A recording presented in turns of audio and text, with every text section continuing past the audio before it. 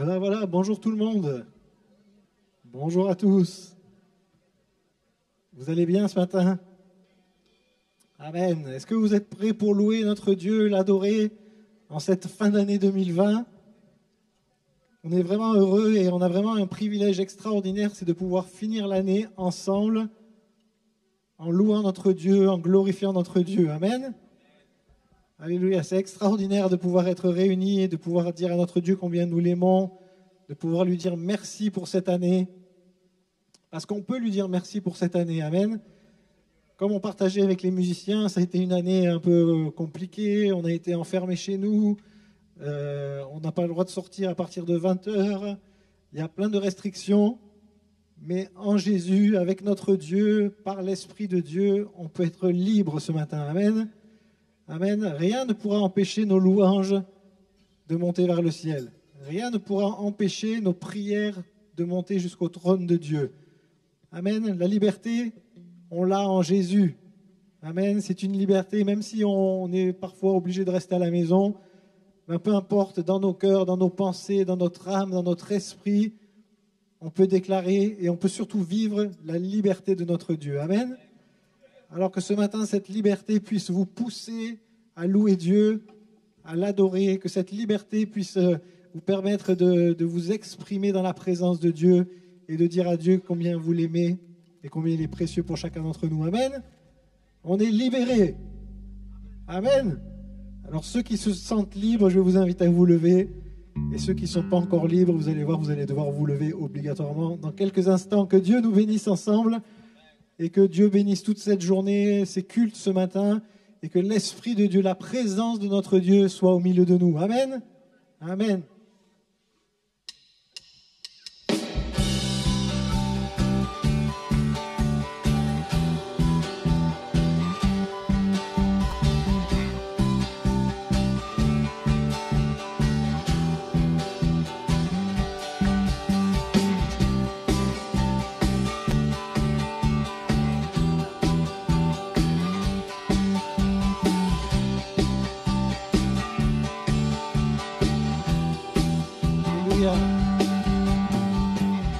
À la croix, tu as déclaré, tout est accompli, payant le prix de chaque vie. Amen. La mort n'a pu te retenir, je sais que tu es Jésus.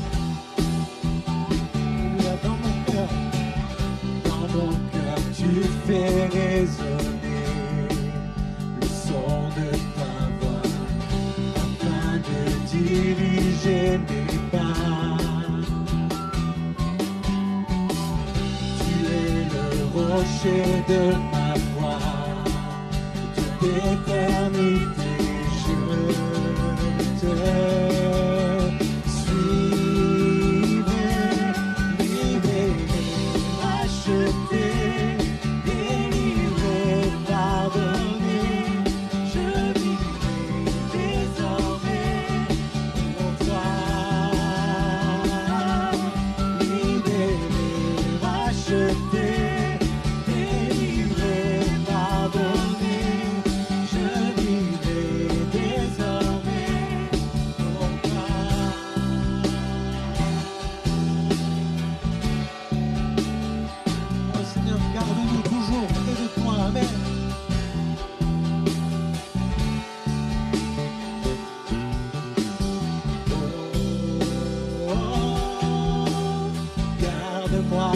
Toujours près de toi,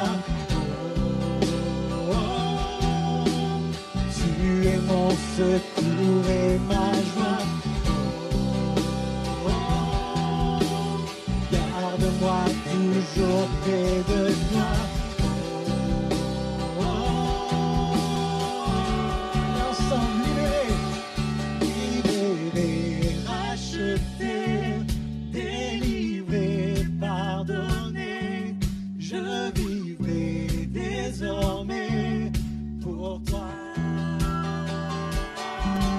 Libérés, rachetés, délivrés, pardonnés. Je vivrai désormais pour toi. Libérés, rachetés, délivrés, pardonnés. Je vivrai désormais pour toi. Une dernière fois, libérés, rachetés, délivrés, pardonnés. Je vivrai désormais pour toi.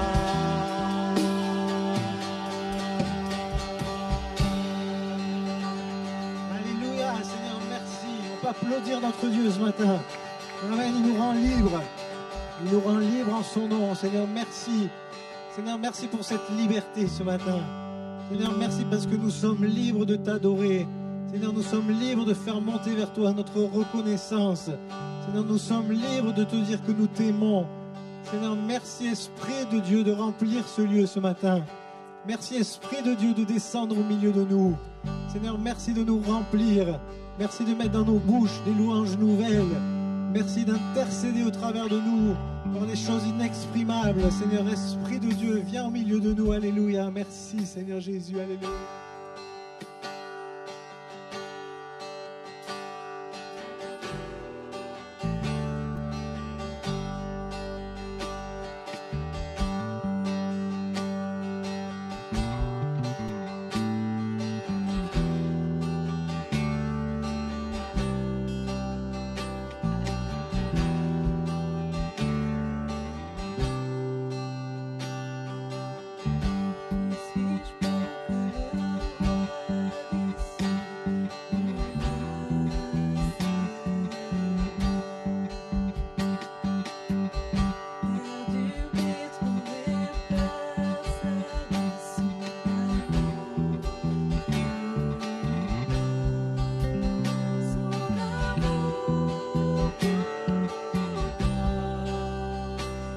m'a libéré,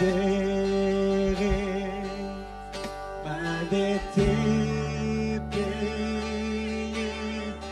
Je suis enfant de Dieu, je suis à lui. Dans sa maison j'ai ma place, amen. Et dans sa maison, j'ai trouvé ma place. Je suis enfant de Dieu, je suis à lui.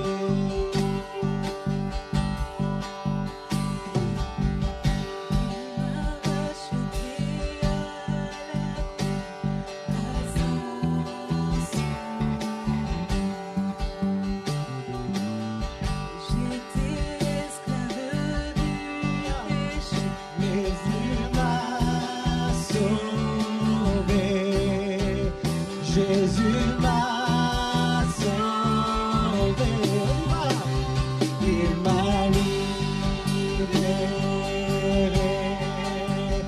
ma dette est payée. Je suis enfant de Dieu, je suis à lui. Et dans sa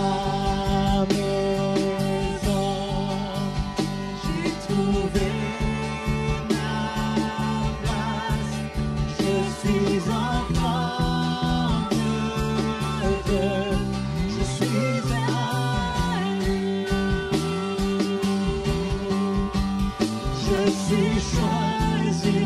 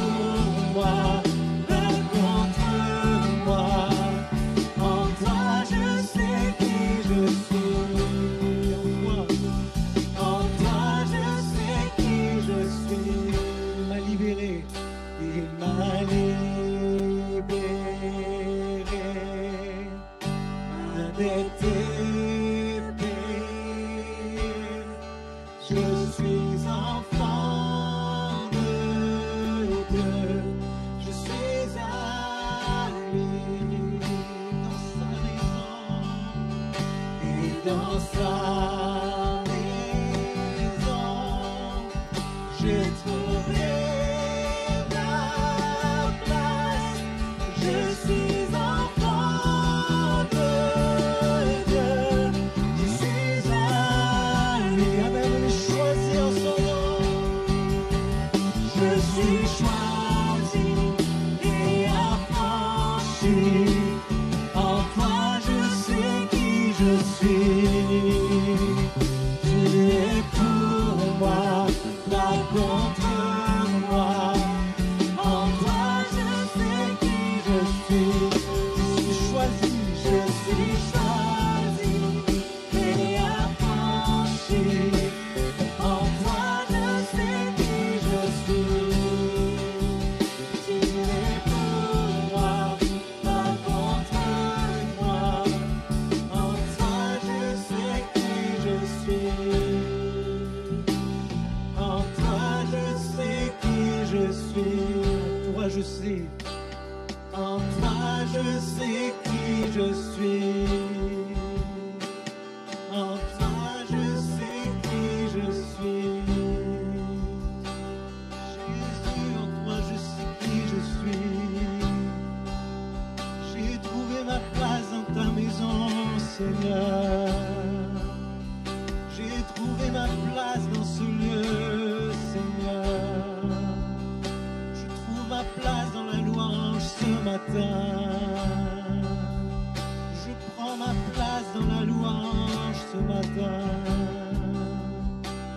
J'élève ma voix vers toi, Seigneur. J'élève ma voix vers toi, mon roi. J'élève ma voix vers toi, mon Dieu. En toi, je sais qui je suis. En toi, je sais qui je suis. En toi, je sais qui je suis. Alléluia, Seigneur. Alléluia, Jésus. Oh, merci, Seigneur. Alléluia, merci, Jésus. Alléluia, amen. On va apprendre un nouveau chant ensemble et il y a plusieurs personnes dans l'église qui m'ont vraiment demandé de chanter ce chant, d'apprendre ce chant à l'église.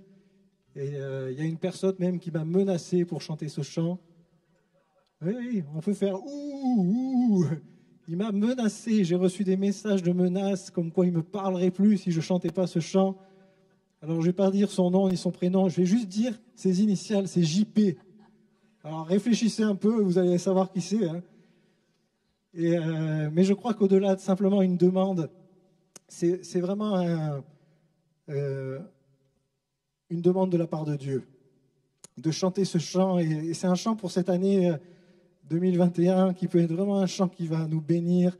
Et c'est un chant qui demande et qui appelle la bénédiction et la guérison de notre Dieu sur nos maisons, sur nos familles. Amen. Notre Dieu est celui qui guérit. Et je sais qu'il y a des personnes qui sont malades au milieu de nous, qui ont besoin d'être guéries, qui ont besoin d'être touchées par la main de notre Dieu. Et on veut dire, Seigneur, nous réclamons, Seigneur, nous demandons la guérison sur nos familles, sur nos maisons. Amen. Alléluia.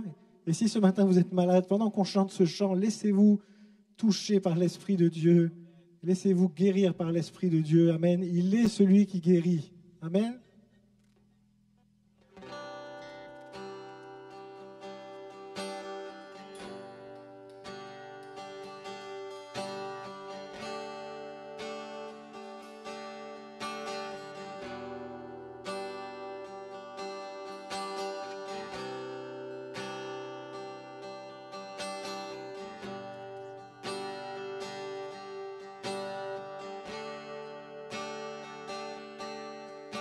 Chantons ensemble, nous implorons la guérison.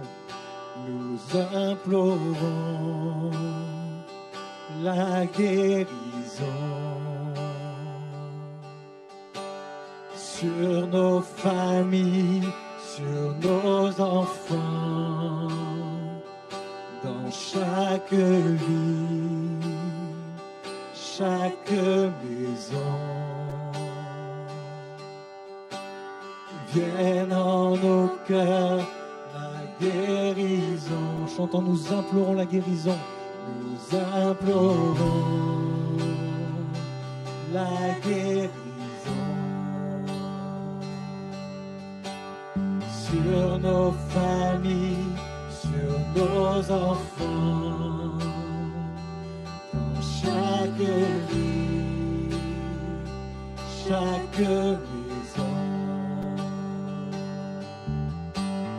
Vienne en nos cœurs la guérison. Oh, Abba, Abba, tu nous prends dans tes bras. Oh, Abba, Abba, nous avons soif de toi. Nous implorons, Chantons-le ensemble. la guérison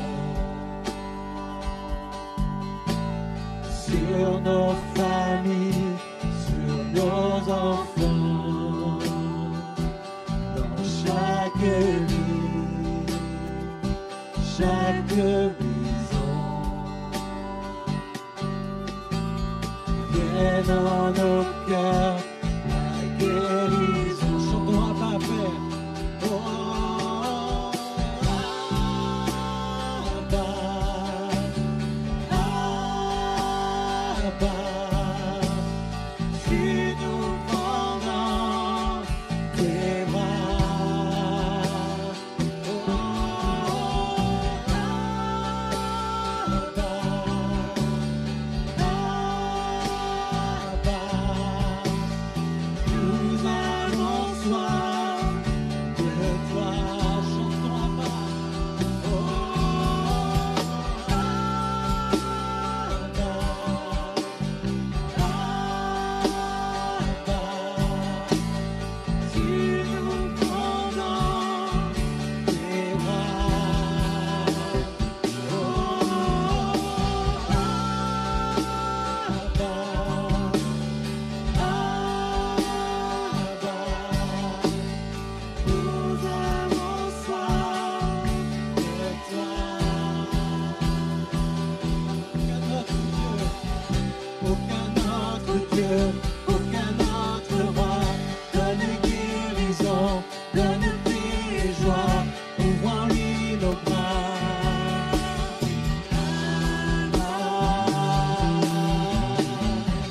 Aucun autre Dieu, aucun autre roi, donne guérison, donne paix et joie, ouvrons-lui nos bras.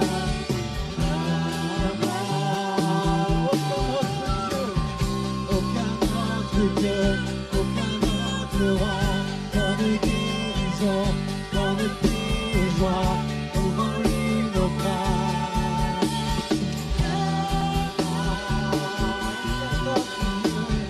Aucun autre Dieu, aucun autre roi, donne guérison, donne paix et joie, ouvrons-lui nos bras.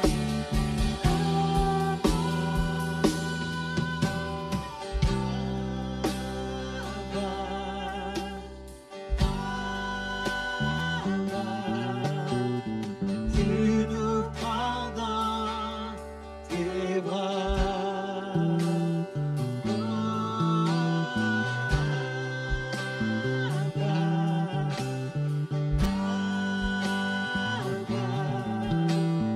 nous avons soif de toi. Nous avons foi en toi, alléluia. Est-ce que les personnes qui sont malades dans ce lieu pourraient s'avancer? On va avoir un temps de prière pour vous. Approchez-vous devant et les pasteurs vont prier pour vous, pour la guérison ce matin. Alléluia. N'hésitez pas à vous approcher. C'est le Dieu qui guérit et le Dieu qui chasse toute maladie. Alléluia. Jésus, tu guéris ce matin.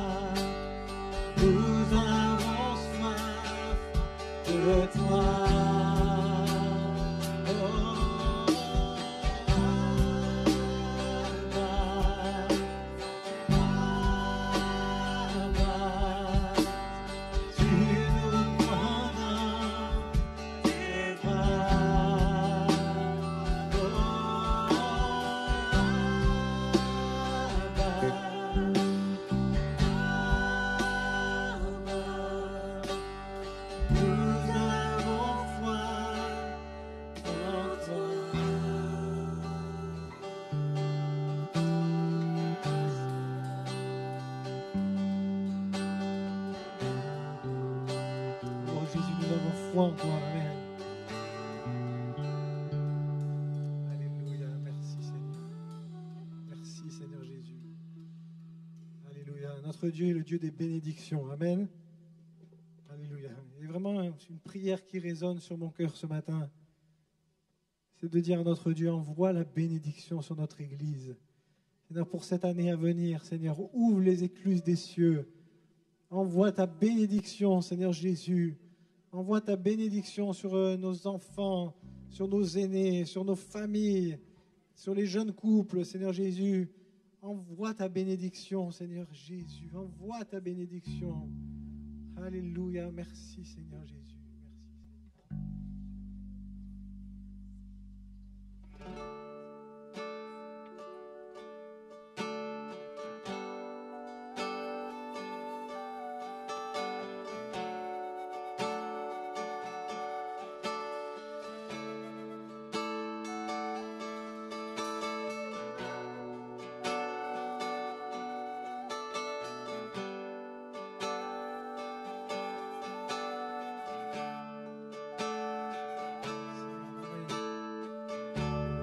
Dieu te bénit et te garde. Amen.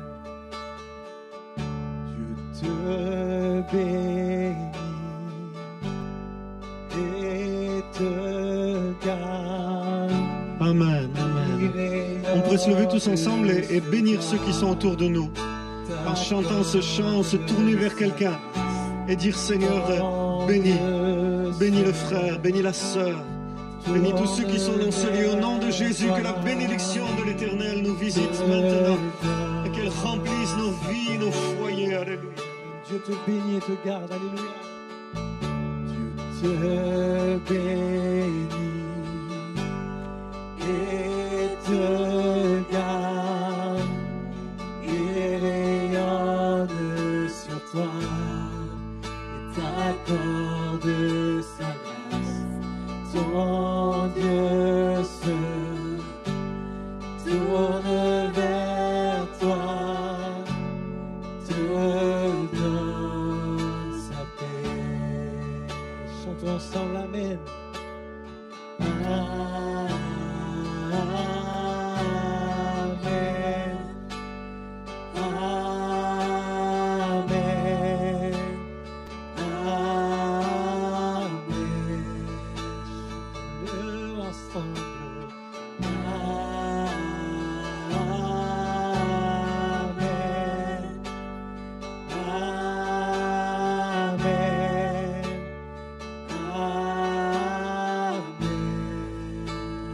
Dieu te bénit et te garde. Dieu bénit et te garde. Il rayonne sur toi et t'accorde sa grâce. Ton Dieu se tourne vers toi. Te donne sa paix. Chantons Amen.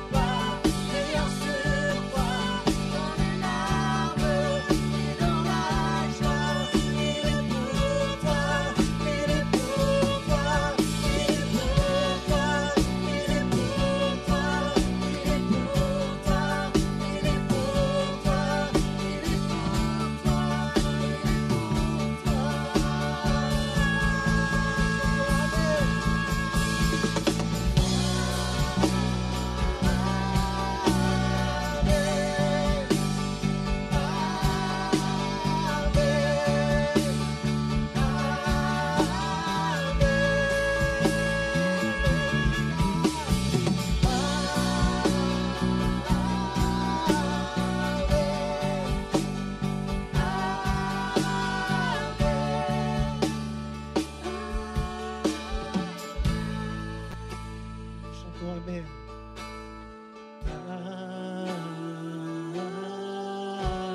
Amen. Amen. Amen.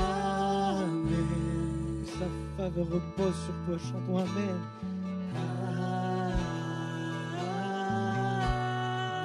Que sa bénédiction descende sur nos vies ce matin.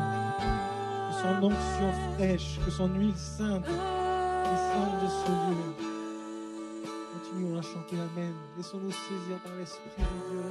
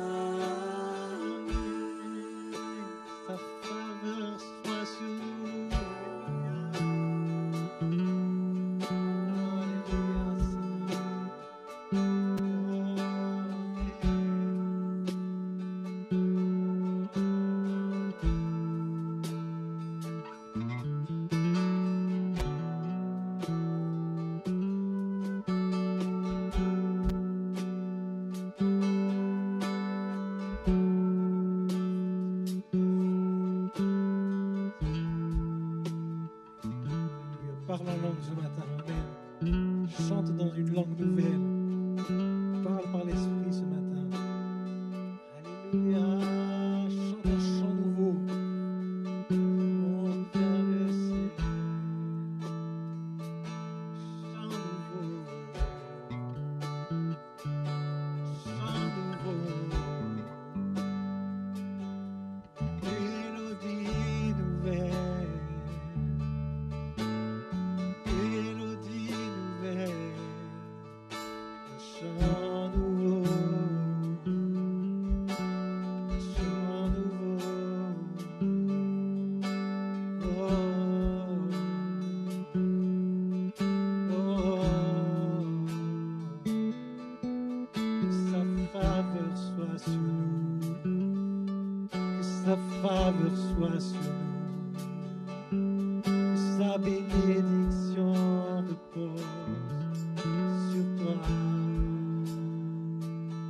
Comme un cadeau reçois, comme un cadeau reçois,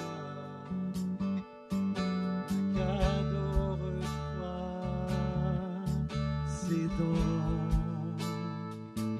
Comme un cadeau reçois.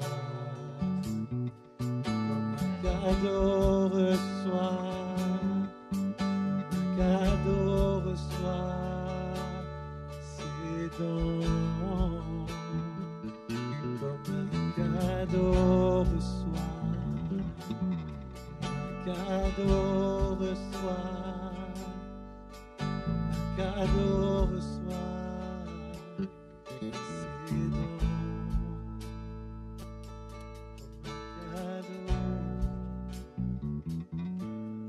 Jésus est pour toi, qui sera contre toi? Si tu es pour nous, Seigneur, qui sera contre nous? Qui sera contre nous? Qui sera contre nous? Alléluia. Alléluia. La face de notre Dieu est tournée vers nous ce matin. Alléluia. La face de notre Dieu est tournée vers notre Église ce matin. La face de notre Dieu, les yeux de notre Dieu sont là sur nous ce matin. Alléluia. Il désire bénir son Église d'une manière particulière. Il veut bénir son Église ce matin. Jésus, ton regard est sur moi.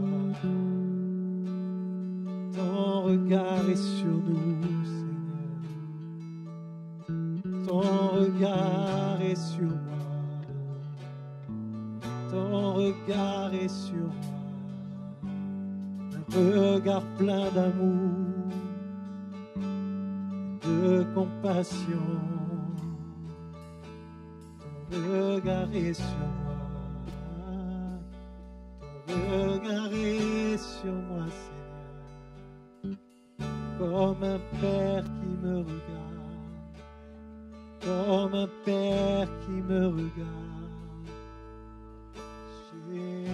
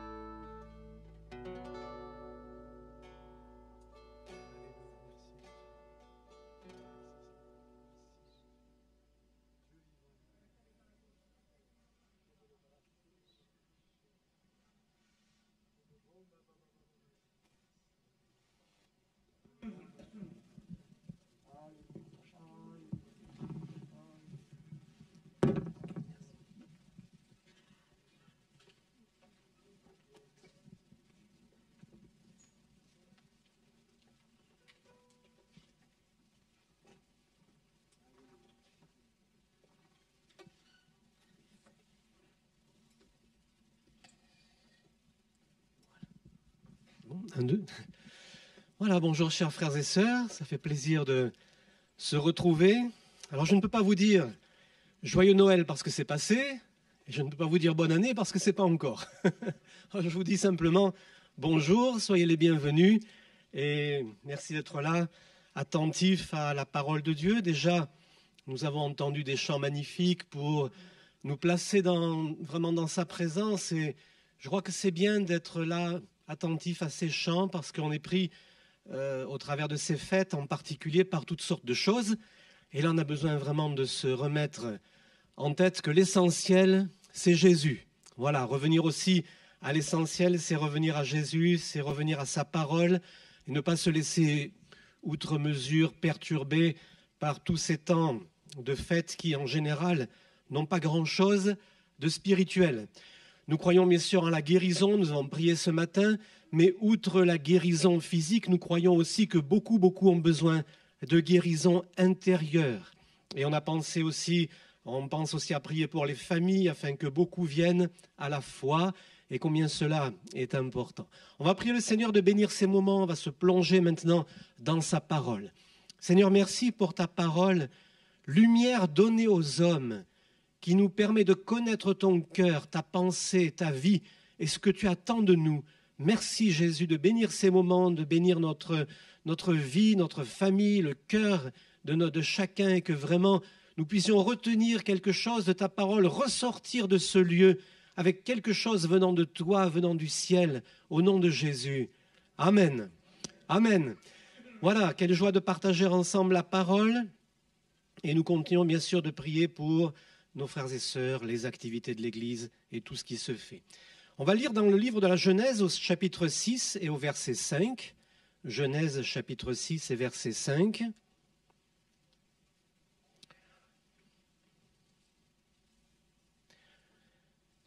L'Éternel vit que la méchanceté des hommes était grande sur la terre et que toutes les pensées de leur cœur se portaient chaque jour uniquement vers le mal.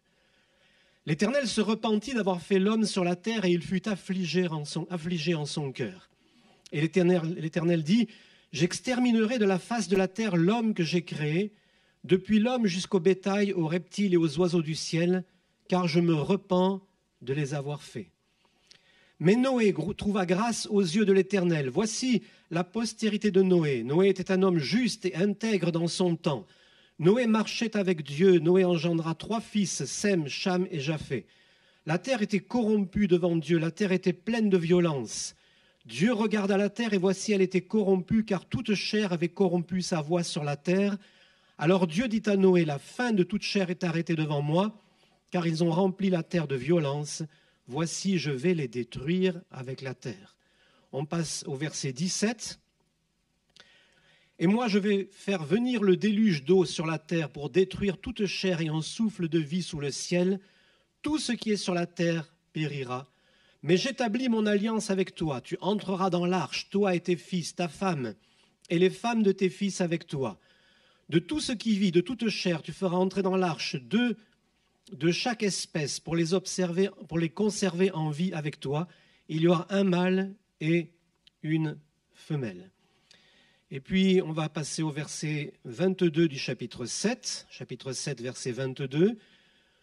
Tout ce qui avait respiration, souffle de vie dans ses narines et qui était sur la terre sèche, mourut. Tous les êtres qui étaient sur la face de la terre furent exterminés, depuis l'homme jusqu'au bétail, aux reptiles et aux oiseaux du ciel. Ils furent exterminés de la terre. Il ne resta que Noé et ceux qui étaient avec lui dans l'arche. Amen. Voilà, c'est un passage un peu difficile, vous allez me dire, certainement. C'est, je crois, la plus grande catastrophe naturelle, entre guillemets, de tous les temps. Et au niveau humain, une seule famille a survécu, Noé, son épouse, les 3 enfants avec leur épouse. Peut-on imaginer la détresse qui a eu lieu à ce moment-là, quand on voit déjà la détresse qui a eu lieu dans l'arrière-pays niçois, avec un mini-déluge par rapport à ce qui s'est passé là, avec en gros maximum une 20aine de morts, je dis entre ceux qui sont décédés, ceux qui sont disparus, qu'on ne retrouve pas pour l'instant, ça fait à peu près une 20aine. Mais vous imaginez que là, c'est autre chose. C'est une seule famille qui a survécu. Dans 1 Pierre chapitre 3 et verset 20, il est question de la patience de Dieu au jour de Noé pendant la construction de l'arche. La patience de Dieu au temps de Noé pendant la construction de l'arche. Et il nous est dit que Noé, seul, était juste en son temps. Je trouve que quelque part c'est encourageant parce que ça veut dire qu'au milieu de toute une génération pervertie, corrompue, il a été possible, certainement pas facilement, mais il a été possible à Noé de demeurer juste et de sauver ses enfants et leurs épouses respectives. Au milieu d'une génération perverse, il lui a été possible d'être différent. Amen. On ne nous dit pas quel a été le quotidien de Noé, mais on peut penser que ça n'a pas été rose tous les jours. D'être juste au milieu d'une génération telle qu'elle nous est décrite dans la Genèse. La construction de l'arche a duré des années et pendant lesquelles les gens ont certainement dû avoir un contact avec Noé pour lui demander des explications.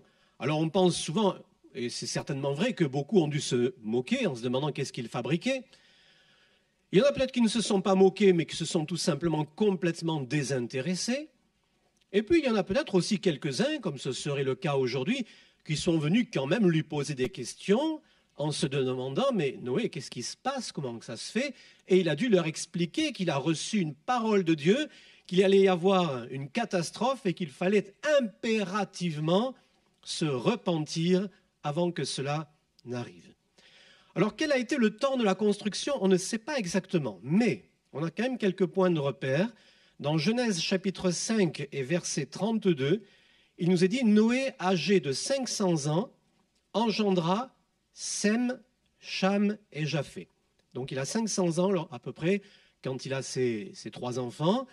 Et puis on voit dans le chapitre 7 et le verset 6, Noé avait 600 ans lorsque le déluge d'eau fut sur la terre. Donc lorsqu'il a les enfants, il a 500 ans. La prophétie comme quoi il allait avoir le déluge arrive après, alors on ne sait pas combien de temps après, et il a 600 ans lors du déluge, ce qui fait qu'au grand maximum, la construction de l'arche a duré 100 ans, mais probablement un peu moins. Ses fils sont mariés, ils ont donc 100 ans lorsqu'ils rentrent dans l'arche, et n'ont pas d'enfants. Voilà, ça c'est une parenthèse, mais c'est à noter. Et donc cette arche s'est faite au maximum en 100 ans, c'est pas énorme pour un travail qui est quand même colossal. Et Noé sait que le déluge, donc la destruction, est liée à la fin de la construction de l'arche. Alors on pourrait se dire, est-ce qu'il va faire traîner les choses pour que la catastrophe arrive le plus tard possible, ou est-ce qu'il va les précipiter, essayer d'agir rapidement?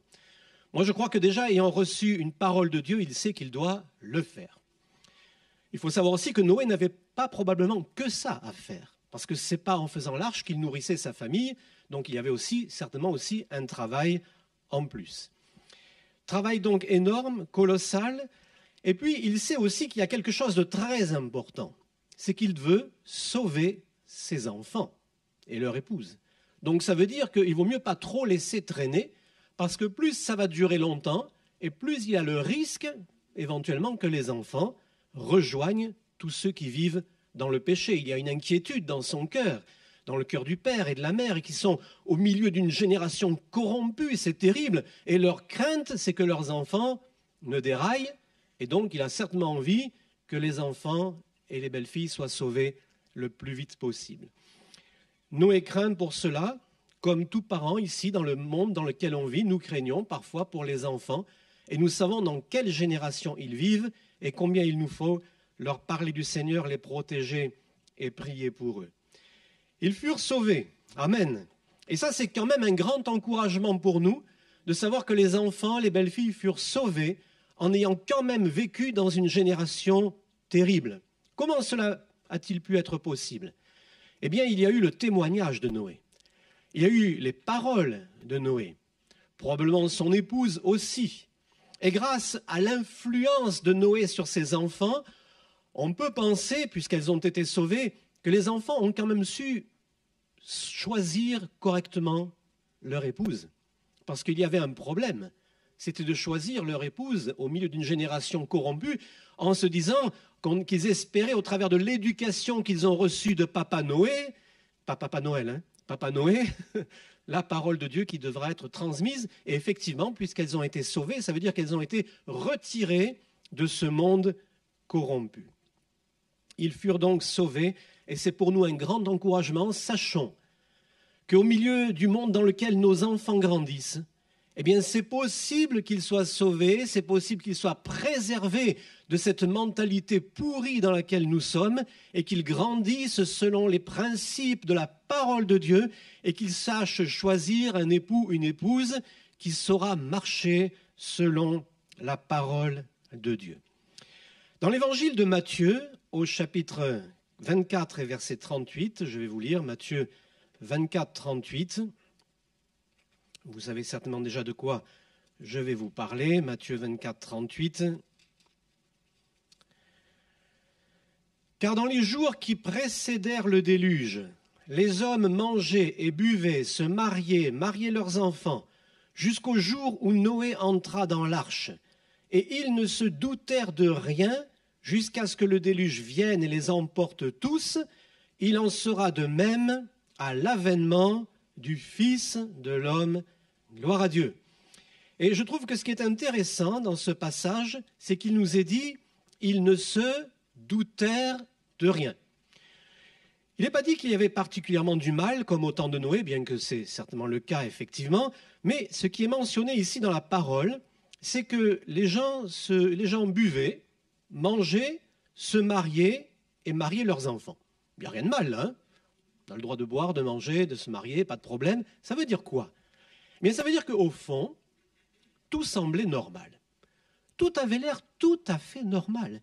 Vous remarquerez qu'ici, la comparaison avec le temps de Noé, il n'est pas dit il en sera comme au temps de Noé, il n'y aura que du mal partout. Ça pourrait être dit, mais ce n'est pas ça. Ce qui est précisé ici, c'est que ce sera un temps, avant que le Seigneur revienne, où tout semblera comme d'hab, comme d'habitude. On mange, on boit, on s'amuse, on fête Noël, on fait le Nouvel An, voilà, hein, pas de problème, tout va bien. Sauf que le bateau de Noé, à un moment donné, il était fini. Il était fini. Et moi, je pense que dans ce temps-là, il y avait quand même des gens qui se posaient des questions et qui devaient se dire, alors le bateau là, de Noé, il en est où? Ça avance. Ah bon? Et puis quelques temps plus tard, alors, ça en est où? Quelques années plus tard, ça avance. Et puis un jour, il est presque fini. Et puis un jour, il était fini. Et ils ne se doutèrent de rien, ils n'y croyaient pas, bien sûr. Et puis pendant 7 jours, il y a eu quelque chose de particulier, ces animaux qui sont rentrés par couple dans l'arche. Il y avait de quoi quand même être étonné. Comme il y a de quoi aujourd'hui aussi être étonné que dans une génération comme laquelle on vit aujourd'hui, il y a des gens qui vont à l'église, qui chantent des cantiques, qui distribuent des prospectus, des jeunes qui chantent à la gloire de Dieu au lieu de chanter autre chose, enfin toutes sortes de choses qui sont quand même des signes étonnants dans une génération comme la nôtre aujourd'hui, mais ça n'a pas l'air d'en surprendre beaucoup. Il y avait quand même de quoi se poser des questions, mais personne n'y a cru. Ils ne se doutèrent de rien, comme au temps de Noé. Nous sommes quand même, on l'a dit plusieurs fois, dans une période particulière où on a eu quand même en France plus de 60 000 morts par une maladie. C'est quand même pas courant. Et on a fêté Noël, comme d'habitude, bien sûr. Et finalement, ce qui est le plus grave pour les gens aujourd'hui, quand on pense à ce qui se passe, mis à part ceux qui ont été touchés de près par la mort dans la famille, qu'est-ce qui touche le plus les gens? Eh bien, ce qui touche le plus les gens, c'est la fermeture des bars. C'est les restaurants. Alors bien sûr, il y a ceux qui sont touchés personnellement, et c'est grave pour les problèmes de salaire, évidemment. Il y a ceux qui trouvent que c'est grave parce qu'on ne peut plus aller au cinéma, on ne peut plus aller au théâtre, on ne peut plus aller au spectacle, on ne peut pas aller en station de ski. C'est grave, ça. Bon, bien, d'accord, il y a eu 60 000 morts. D'accord, le péché est de plus en plus grave dans ce monde, mais les bars sont fermés, les boîtes de nuit sont fermées. Oh là là, ça va pas, hein? Une bonne nouvelle. Miss France a été élue. Voilà, ça n'a pas été gâché, hein? Ça, c'est la bonne nouvelle pour notre monde, hein? Ce n'est pas la bonne nouvelle de Jésus-Christ, hein? La bonne nouvelle, c'est qu'il y a eu Miss France. Et pendant que le monde ne pense qu'à en finir avec cette épidémie, pourquoi? Pour regagner de l'argent comme avant, pour s'amuser comme avant, et peut-être même se dire « Waouh, on va pouvoir en profiter, on va s'amuser encore plus qu'avant, quand on pourra. Vive le vaccin, on va pouvoir s'éclater de nouveau, on va pouvoir retourner dans les boîtes, on va pouvoir de nouveau avoir de l'argent et s'amuser. » C'est à cela que les gens pensent, pour la plupart. Eh bien, pendant ce temps-là, sans que rien ne se voie, Jésus bâtit son Église. Et progressivement, sans que rien ne se voie, Jésus ajoute tous les jours à l'Église ceux qui sont sauvés. Et personne n'y voit rien. Même pas nous d'ailleurs, bien souvent. On ne se rend pas compte de ce qui se passe dans le monde. Savez-vous qu'un jour, il y aura un dernier qui va se repentir? Je ne sais pas s'il sera à Antibes. Il y aura un dernier dans le monde qui sera sauvé. Il y aura un dernier. Comme il y aura un dernier culte à Antibes. Comme il y aura un jour un dernier baptême à Antibes, avant le retour du Seigneur. C'est étonnant ça, mais c'est une réalité. Il y aura un dernier culte, un dernier sauvé, un dernier baptême à Antibes, un dernier baptême ailleurs, et un dernier baptême quelque part dans le monde, on ne sait pas où. Entre-temps, le péché va bien sûr s'aggraver, mais là aussi, ça semble normal. Parce que le péché qui nous entoure et qui est là dans ce monde, c'est devenu aussi la norme, c'est devenu normal. Du temps de Noé, les hommes avaient le cœur uniquement tourné vers le mal, c'était devenu la norme, c'était comme ça, on s'y était fait, c'était une évidence, comme aujourd'hui bien des choses graves se passent, et c'est devenu la norme. Et au temps de Noé, le mal était devenu normal. Pendant le même temps, la construction de l'arche ne fut pas complètement invisible quand même. Parce qu'il s'agit d'un bateau, alors j'ai vu les mesures, il s'agirait d'un bateau qui faisait 150 mètres de long, 25 mètres de large et 15 mètres de haut. Bon, en principe, ça se voit quand même, hein? Et vous savez, l'église, ça se voit quand même quelque part. Des églises un peu partout, avec des gens comme vous qui venez à l'église justement, qui vous déplacez, qui sortez de chez vous. Les voisins le voient. Qu'est-ce qu'ils font encore cela avec leur Bible sous le bras, là? C'est quand même pas quelque chose de complètement caché non plus. Une église qui se construit ici, une église qui s'agrandit par là, une nouvelle église ici, des chrétiens qui vont à l'église, des chrétiens qui prient, des prospectus, des chants, Internet, avec tout ce qu'il y a aujourd'hui de chrétiens sur Internet, c'est quand même pas quelque chose de totalement inaperçu non plus. Mais personne ne se doute en même temps de rien. On va entrer dans la nouvelle année. Et c'est important malgré tout. C'est un événement de notre société. C'est un événement marquant de rentrer dans une nouvelle année. Et on peut se poser bien sûr des questions sur l'année passée.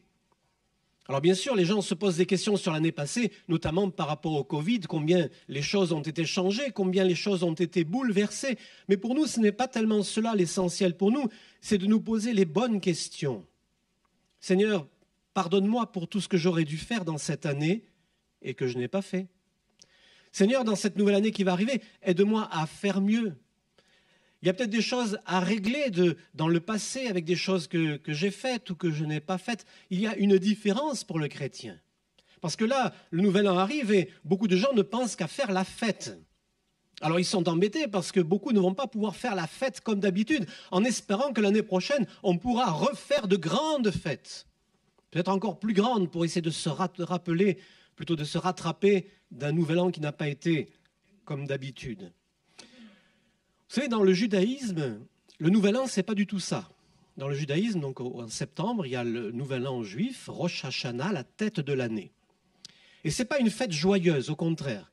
C'est une fête qui commence par 10 jours de repentance, qu'on appelle les 10 jours terribles, ou les 10 jours redoutables. Pour en arriver à Yom Kippour, pour en arriver donc à ce qu'on appelle communément le grand pardon, mais qui est en fait le jour des expiations, Yom HaKippourim, le jour des expiations. Mais avant d'en arriver au jour des expiations qui rappelle l'époque où le souverain sacrificateur entrait une fois par an dans le lieu très saint pour obtenir le pardon des péchés du peuple, il y a 10 jours de repentance, 10 jours qui sont appelés les 10 jours terribles et qui sont les jours les plus difficiles pour les juifs pratiquants, les juifs croyants. 10 jours pendant lesquels il faut faire teshuva, c'est-à-dire se repentir, revenir sur les mauvaises choses. On demande pardon aux gens auxquels on a fait du mal, normalement. On se repent des péchés qu'on a commis. On peut même être amené à demander pardon à quelqu'un qui est déjà décédé. Dans ce cas-là, on doit aller sur la tombe de la personne accompagné de témoins pour demander pardon à la personne qui est décédée, à qui on aurait fait du mal et à qui on ne peut plus, bien sûr, demander pardon face à face. Pour dire que c'est une autre conception du nouvel an. Et je trouve que quelque part, ce n'est pas forcément une mauvaise conception.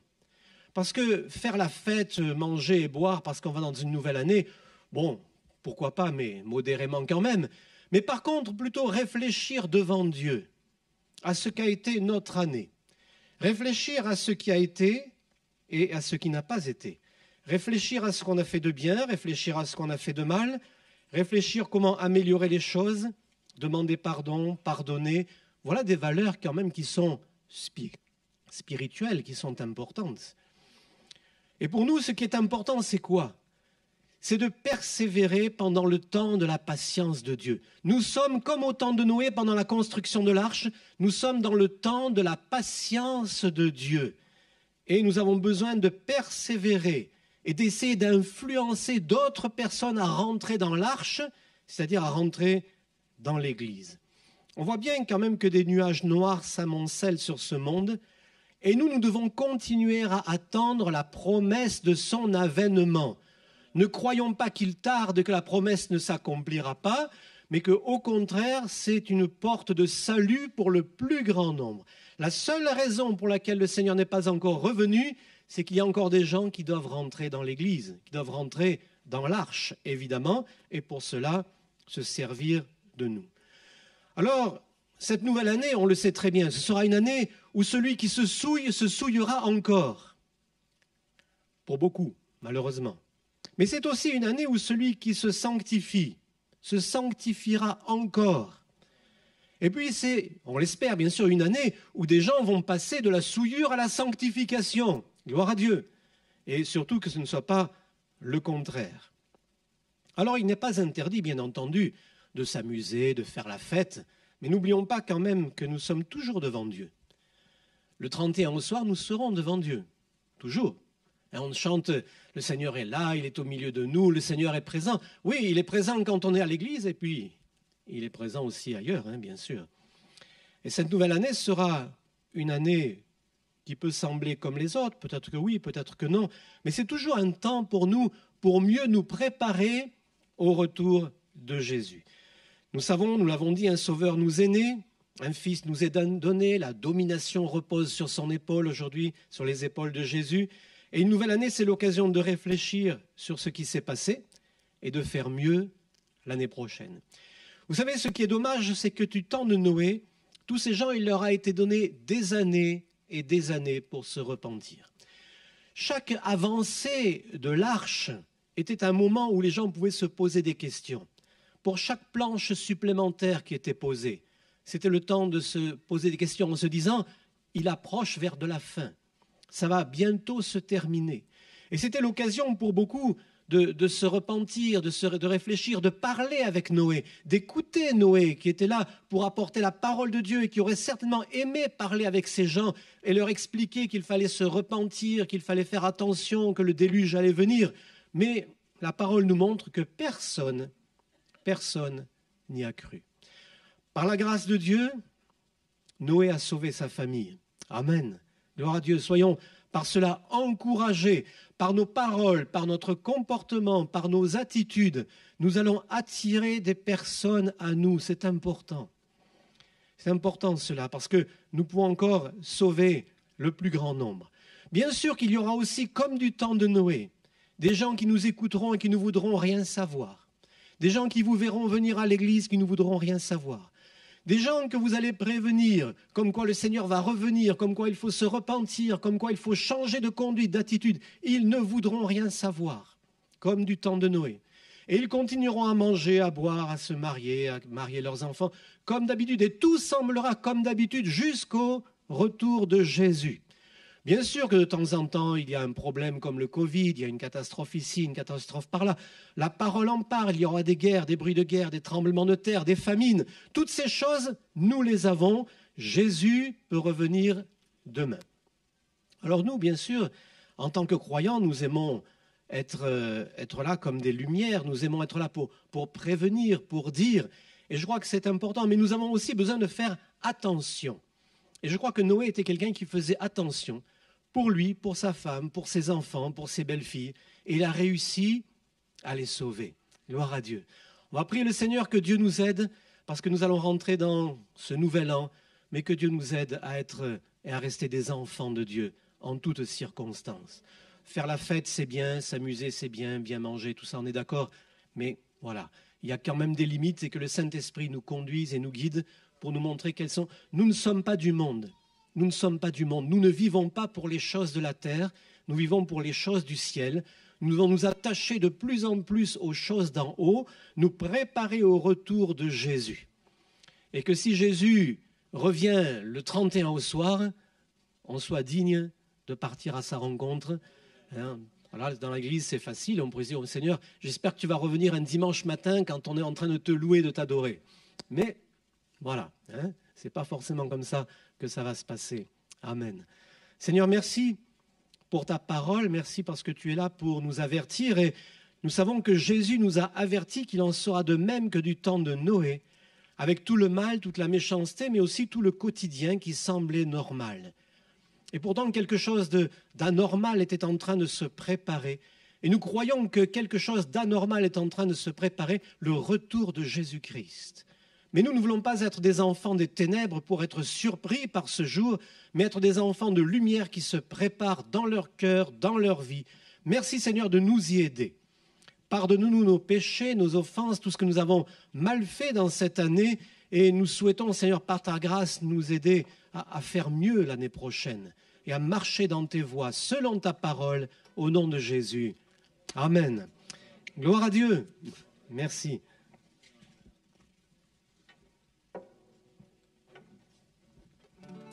Alléluia. Je vais inviter les frères à s'approcher pour le repas du Seigneur et on va continuer à le louer en chantant que son nom est merveilleux. Amen. Alléluia. Le nom de Jésus est au-dessus de tout autre nom. Et c'est ce nom-là que nous voulons élever, c'est ce nom-là que nous voulons glorifier. C'est ce nom-là que nous voulons invoquer dans chacune de nos vies. Parce qu'il y a tellement de choses extraordinaires pour chacun d'entre nous. Amen.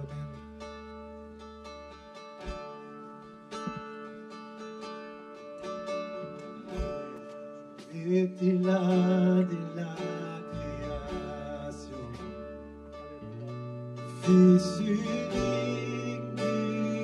de très haut, les mystères de ta gloire révélés. En toi, Christ, notre Seigneur. Oh, ce nom est si merveilleux, oh, ce nom est si merveilleux, le nom de Jésus-Christ.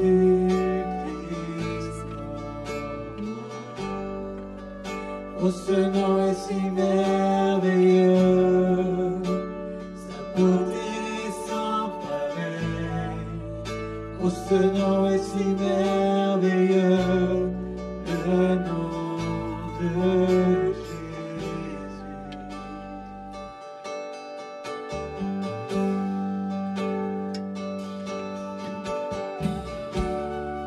N'a pas voulu les cieux sans nous.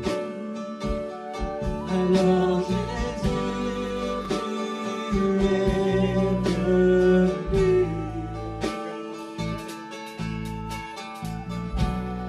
Ta mort a vaincu mon péché.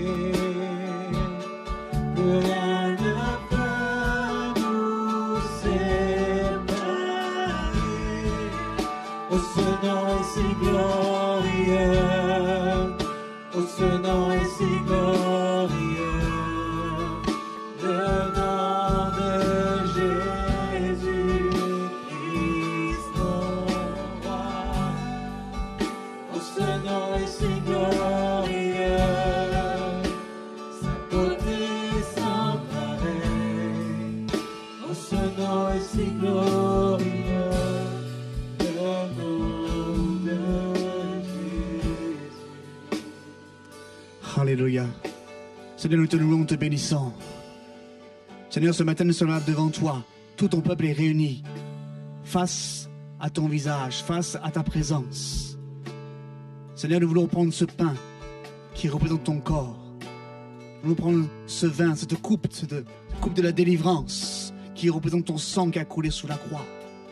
Seigneur, tu appelles tout ton peuple à être devant toi, à se lever devant toi et à prendre cette coupe de délivrance, ce pain, et te louer, à te rendre gloire, à te rendre grâce pour la vie éternelle, pour son sang qui nous purifie de tout péché. Toi-même, tu diras à tes disciples, prenez cette coupe, ceci est mon sang, prenez ce pain, ceci est mon corps. Seigneur, nous voulons faire ceci en mémoire de ton sacrifice à la croix, avec un esprit de reconnaissance, un esprit solennel, un esprit de crainte, de sainte crainte de ton nom. Oui, Seigneur, tu appelles tous les croyants, tous ceux qui ont confessé devant tout le monde, qu'ils veulent te suivre. Seigneur, tu es avec nous jusqu'à la fin du monde. Et jusqu'à la fin du monde, nous voulons prendre ce pain et ce vin en signe de reconnaissance. Alors j'appelle tous les croyants, tous les fils et les filles de Dieu à pouvoir se lever devant le roi des rois, de ceux qui ont confessé le nom de Jésus-Christ, ce nom merveilleux, de tous ceux qui ont pris le baptême par immersion à l'âge adulte, de se lever devant le roi des rois. Et ce pain et ce vin va être distribué. Prenons-le avec reconnaissance, avec crainte, avec un esprit de solennité, alléluia, pour la gloire de ton nom. Mes frères, mes sœurs, louons-le, examinons nos cœurs. Le retour du Seigneur est bientôt et proche. Consacrons-nous, mettons-nous à part de ce monde. Alléluia. Ce sont des hommes et des femmes différents de ce monde. Alléluia. Nous te louons, te bénissons, Seigneur, pour ta présence, pour ce pain et ce vin. À toi toute la gloire, toute la louange. Amen, mes frères et mes sœurs. Commençons à élever notre voix, à chanter ces belles paroles de ce chant. Oui, le nom de Jésus-Christ est un nom merveilleux, glorieux et victorieux. Alléluia.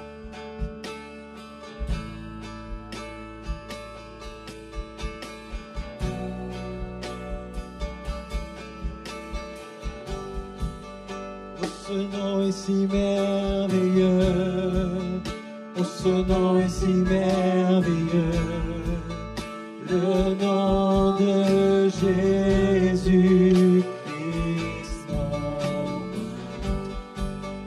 Oh, ce nom est si merveilleux, sa beauté sans pareil. Oh, ce nom est si merveilleux, le nom. Chantons, ce nom est si merveilleux. Oh, ce nom est si merveilleux. Oh, ce nom est si merveilleux. Le nom de Jésus-Christ. Oh, ce nom est si merveilleux. Sa beauté sans ce nom est si merveilleux, le nom de Jésus. Oh, ce nom est si merveilleux, le nom de Jésus.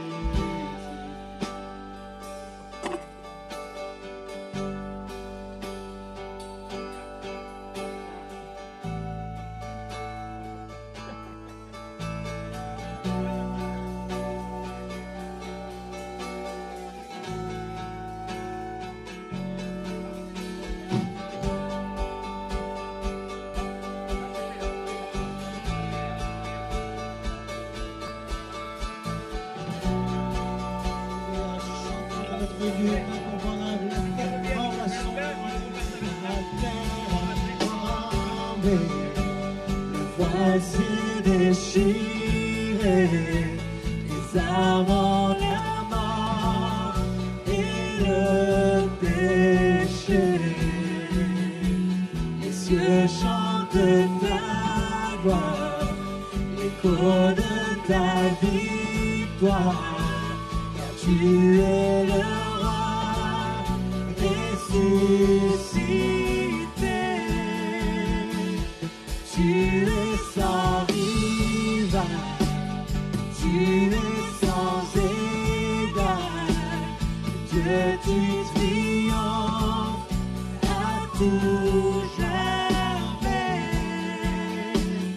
À toi soit le règne, à toi soit la gloire, car ton nom surpasse tout autre. Tu es sans rival. Tu es sans rival, tu es sans égal, Dieu tu triomphes à tout jamais. À toi soit le règne, à toi soit la gloire, car ton nom surpasse tout autre nom. Oh, ce nom est victorieux, oh, ce nom est victorieux, le nom de Jésus-Christ. Oh, ce nom est victorieux, sa puissance est sans pareil. Oh, ce nom est victorieux, le nom de Chantons ensemble, ce nom est victorieux. Oh, ce nom est victorieux, oh, ce nom est victorieux, le nom de Jésus-Christ mon roi. Oh, ce nom est victorieux, sa puissance est sans pareil. Oh, ce nom est victorieux, le nom de Jésus. Oh, ce nom est victorieux.